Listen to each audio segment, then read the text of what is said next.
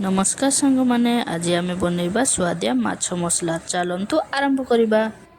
मुझे दुईटी medium size रो पियाज को पेस्ट करी नेची, दुईटा मीडियम साइज रो टमाटो को भी पेस्ट करी नेची, द्वारा आम तरकारी रे भल साइन आसीबो। माछ नेची ताको आमे मैग्नेट करी रखि नबा। गोटे चम्मच लूण दउची, गोटे चम्मच हळदी दउची, गोटे चम्मच लंका गुंड दउची, गोटे चम्मच अदा रसुण बटा को दउची। सबको मिसेकी 15 मिनिट पर्यंत मैरिनेट करी रखिबा, जहा द्वारा माछर भल कलर भी आसीबो आ टेस्ट भी टिके बढ़िबो। एठी गोटे करेई रे 3 चम्मच तेल नेइची, रे माछ गुडा गोटी गोटी करी भाजी नबा। एकाथरे सब माछ पकेबेनी, अल्प अल्प करी भाजीबे। एठी माछ को टिके ओलटाई दबा।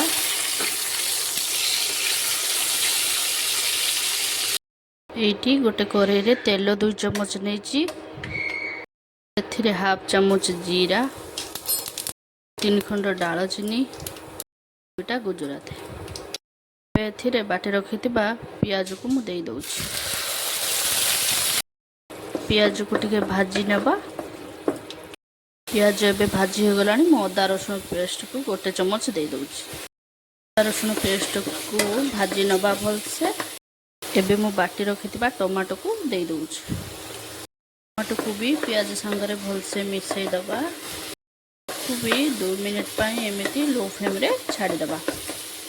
2-3 मिनिट परे टमाटो कंचा स्मेल पड़े जाइछि। एबे आमे सब गुंड मसला पके दबा। 1 चम्मच लंका गुंड, 1 चम्मच हळदी गुंड, 1 चम्मच जीरा गुंड, अनुसार लुण दबा कहीं भजा माछ लुण पड़ीथिला।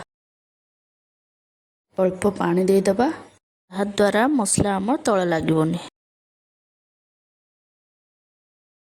मु किछि कस्तूरी मेथी नहीं जाउची, जहा द्वारा कि तरकारी रो भलो फ्लेवर आसीबो, टेस्ट लागिबो। एबे ताकू लो टू मीडियम फ्लेम रे मु ताकू घोड़े नेली, आ ताकू सिम रे टिके छाड़ी दबा। एबे देखा जाउथिबा हम तरकारी रो केते सुंदर कलर आसी जाइछि। मसला भलो भाबरे हे जाइछि। मु एटे गुटे ग्लास पानी नै जाउछि। पानी भल भाबरे फुटी जाइछि। मु एटे भजा माछ को सब पकई दउछि गोटे गोटे करी।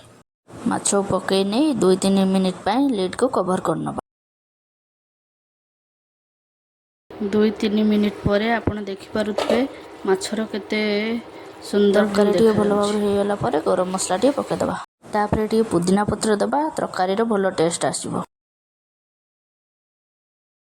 टिके समय माछ तरकारी फुटिला परे जस्ट 1 मिनिट तो एबे हमर माछ तरकारी प्रस्तुत हो गला।